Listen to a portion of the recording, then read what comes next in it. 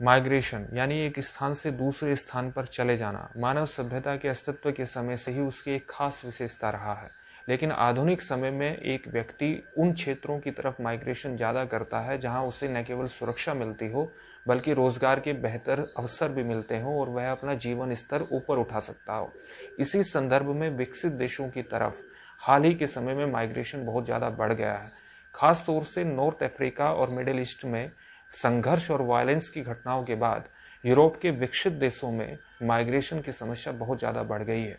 इसी संदर्भ में ब्रिटेन की एक पॉलिसी जिसका नाम है रवांडा असाइलम प्लान बहुत ज़्यादा चर्चा में है।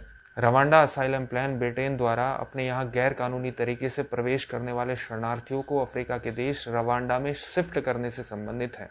1 जनवरी 2022 के बाद जो भी व्यक्ति ब्रिटेन में गैर कानूनी तरीके से प्रवेश करेगा उसे इस दायरे में लाया जा सकता है। इसके तहत आने वाले 5 सालों में ट्रायल बेसिस पर 1000 व्यक्तियों को रवांडा में शिफ्ट किया जाएगा।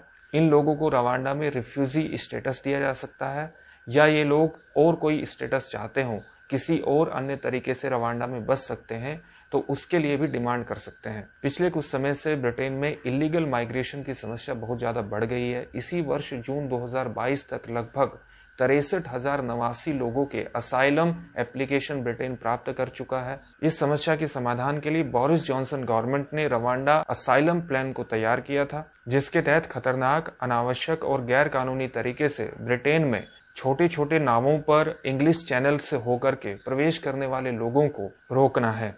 लेकिन इस पॉलिसी की घोषणा के बाद भी ब्रिटेन में इलीगल इमिग्रेशन नहीं रुका है। हालांकि ऋषि सुनक जो ब्रिटेन के नए प्रधानमंत्री हैं इस पॉलिसी के पक्ष में हैं, लेकिन ये पॉलिसी पूरी तरह से लीगल पचड़ों में फंस करके रह गई है।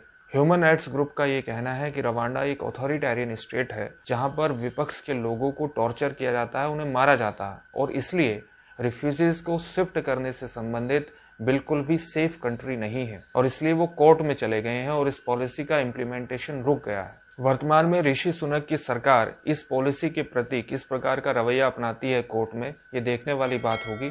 हालांकि प्रधानमंत्री इस पॉलिसी के पक्ष में रहे हैं।